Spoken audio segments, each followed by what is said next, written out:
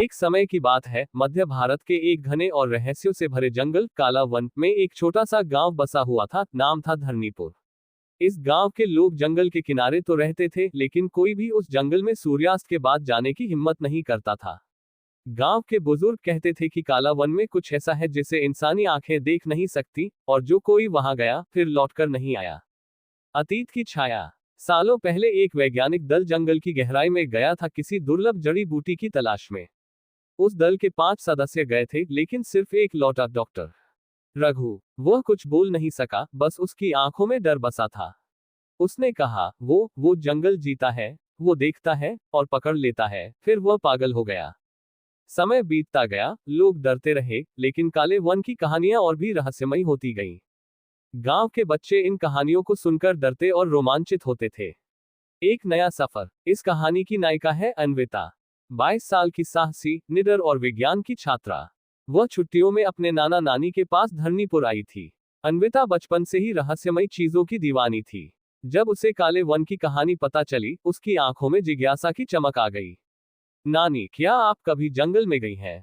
नानी ने कांपती आवाज में कहा, ना बेटा, वहां रात के बाद कोई नहीं जाता, वहां चुप्पी बोलती है और अंधेरा चलता है। लेकिन अन्विता डरने वालों में से नहीं थी। उसने निश्चय किया कि वह दिन में जंगल की सीमा तक जाकर खुद देखेगी कि वहां क्या है। जंगल की दहलीज। अगली सुबह अपने कैमरे और नोटबुक के साथ अन्विता जंगल की ओर निकली। सूरज सिर पर था, लेकिन जैसे ही वह जंगल की दहलीज पर पहुंची, उसे ठंडी हवा की लहर ने छू लिया। पेड़ों की शाखाएं जैसे किसी गूढ़ मंत्र में झूम रही थीं, पर वह रुकी नहीं। जैसे जैसे वह आगे बढ़ी, उसे कुछ अजीब सा महसूस होने लगा। आसपास सब कुछ शांत था, लेकिन ये सामान्य शांत नहीं था। ये वह चुप्पी थी जो कुछ कह रही थी। एक प्राचीन मंदिर। करीब 1 घंटे की यात्रा के बाद अन्विता को झाड़ियों के बीच एक टूटा फूटा मंदिर दिखा।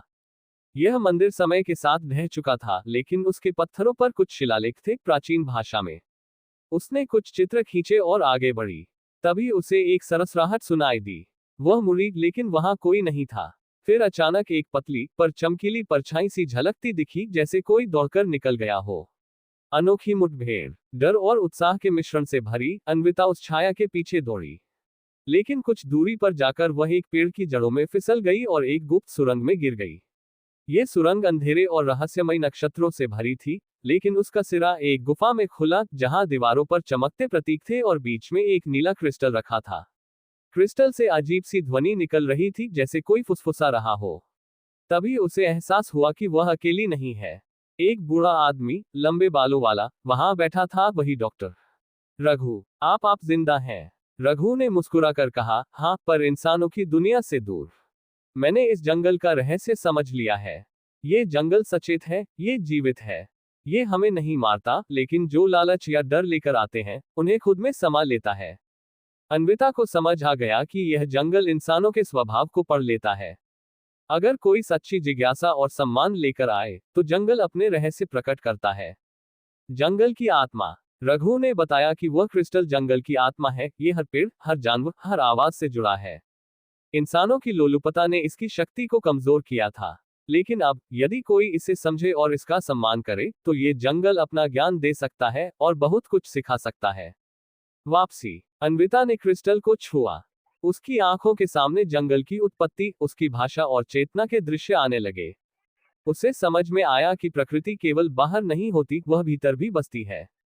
कुछ समय बाद वह सुरंग से बाहर आई, कैमरे और नोटबुक के साथ, लेकिन अब उसमें न केवल तस्वीरें थीं, बल्कि अनुभव और ज्ञान भी। जब वह गांव लौटी, तो लोग उसे देखकर चौंक गए। वह बदली हुई थी, शांत, गंभीर और तेजस्वी। अंत या आरंभ। कुछ महीनों बाद अन्विता ने काले वन पर एक किताब लिखी, चेतन वन, प्रकृति की आत्मा। वह जंगल की रक्षक बन गई, उसके ज्ञान को फैलाने वाली। काला वन अब भी वही है, रहस्यमयी और चुप, लेकिन अब वह सिर्फ डरावना नहीं, बल्कि एक गहन ज्ञान का भंडार है, जो सिर्फ उन्हीं को दिखता है जो देखने की हिम्मत रखते हैं।